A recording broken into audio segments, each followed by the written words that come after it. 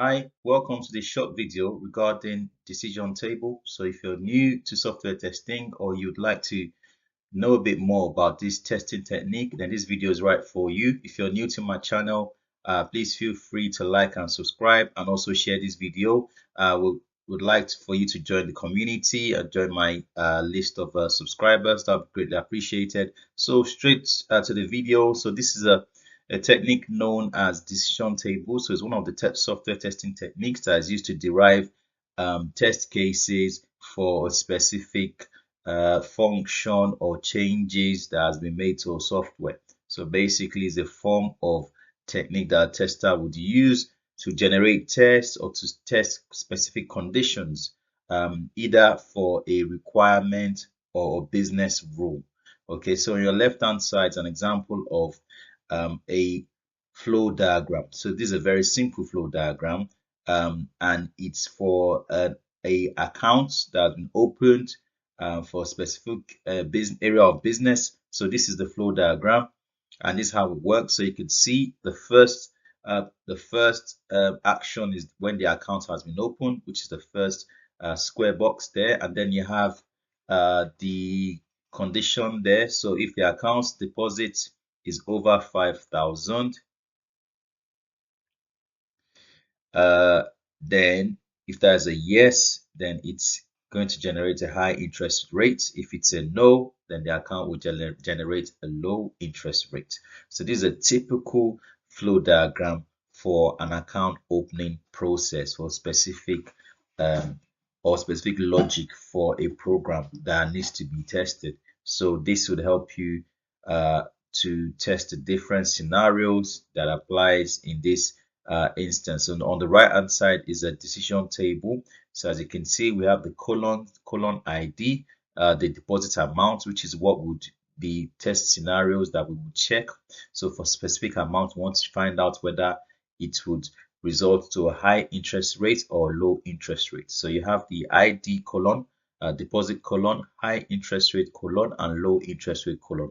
And within the ID is specific to each of the tests, so that is a unique. So the first ID, you could see deposit 999, and then you can see the decision table rules there. So if N means no and Y means yes, if that condition has been met. Basically, if the amount if the condition of that amount has been met, so you should expect that should actually process as a negative interest rate or negative high interest rate or a positive low interest rate. So in this scenario, amount $999 would have no high interest rate and Y as yes low interest rate. So if you go back to the logic on the left hand side again of the flow diagram, you can actually see that if the deposit is over $5,000, yes, it will generate high interest rate, and if it's below $5,000, that will be a no, as low interest rate. So you can see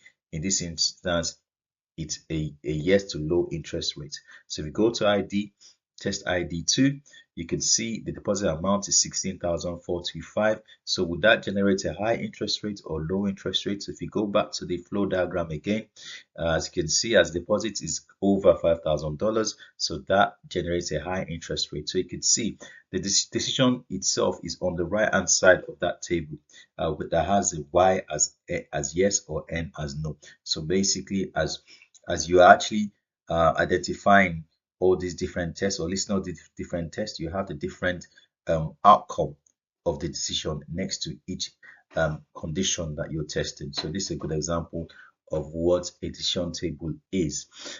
So you can see we have other amounts that we've covered in our test case. You have 49999, 89999, and $5,000, and you can see each of those has the different outcome. So for the $5,000 test ID 5, that's a low interest rate, as you can see, because it has to be over $5,000.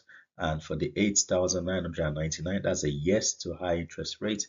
And for the 4,999, as you can see, that's a low interest rate as the amount is below $5,000. So the test decision table is very good to generate extra test cases, and it's very good for testing business rules. So which is basically if if so and so condition is met, we need this to happen or we need that to happen.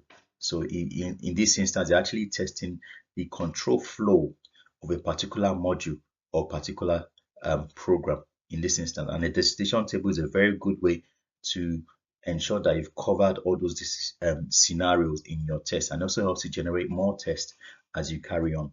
So I hope you understand this technique today. If you haven't already, please like and subscribe to my channel. For your software testing certification training, please go to my website and register if you're interested in the foundation level training, or if you're interested in any training resources such as practice questions for the exam. Go to my website, you find out the details, and please like and subscribe to our channel. Thanks for now. Bye guys.